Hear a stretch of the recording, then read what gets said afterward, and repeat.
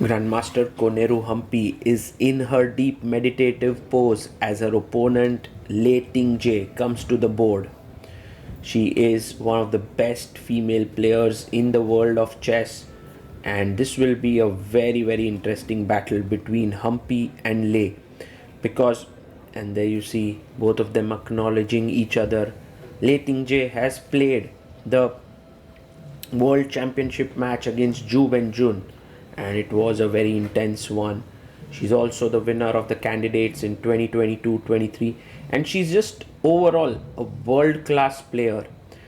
The same goes about Humpy. She's the current World Rapid Champion and has been India number one for so many years now.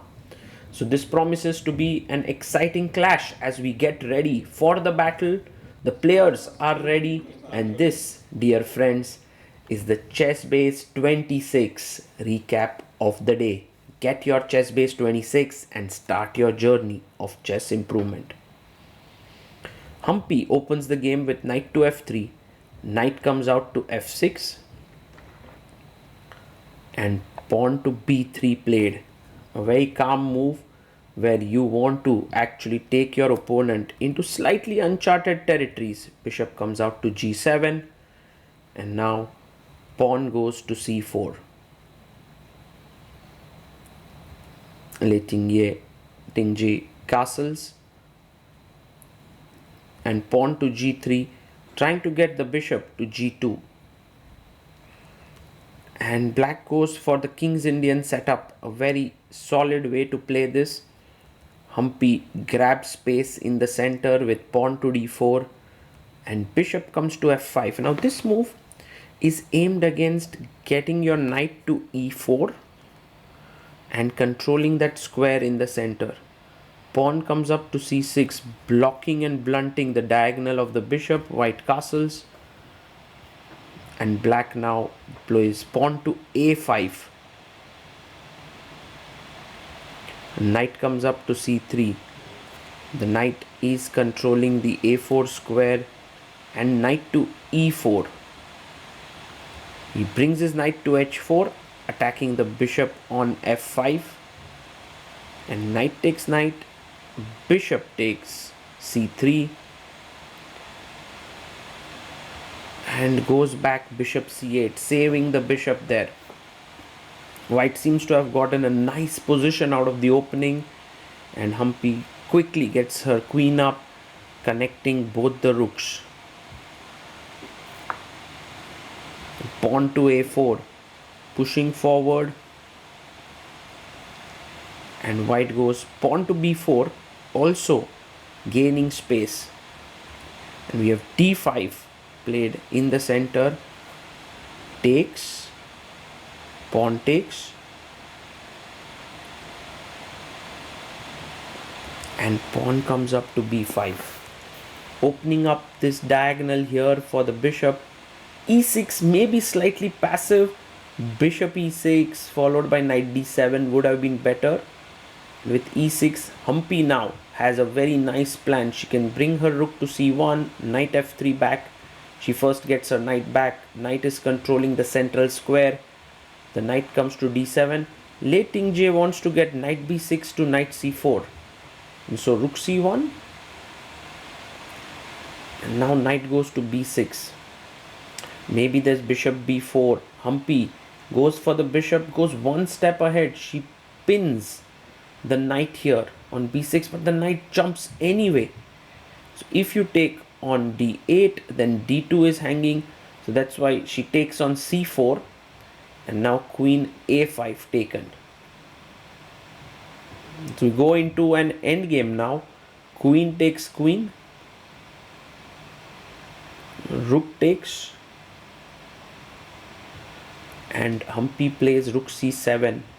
Well calculated move. If rook takes b5, there's rook c1 trapping the bishop. So goes rook to d8. Rook comes to b1, defending the pawn. And now a very cool move. Bishop f8. The bishop is coming to d6 to evict the rook here from c7. The rook goes back, and although Humpy's position looks very active. It is not particularly great because there you have it. The rook is smoked out, rook c3.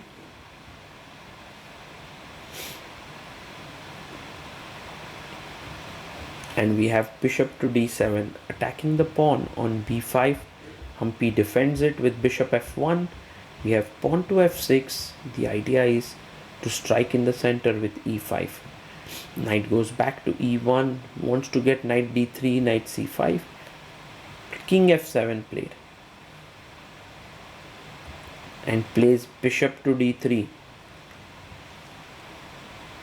Slowly and steadily black is taking over. e5 looks like a strong move. Plays king to e7. The kings are coming into the game. Even g5, h5 expanding on the queen side could be an idea, but first rooks are traded. Rook takes rook, rook takes rook,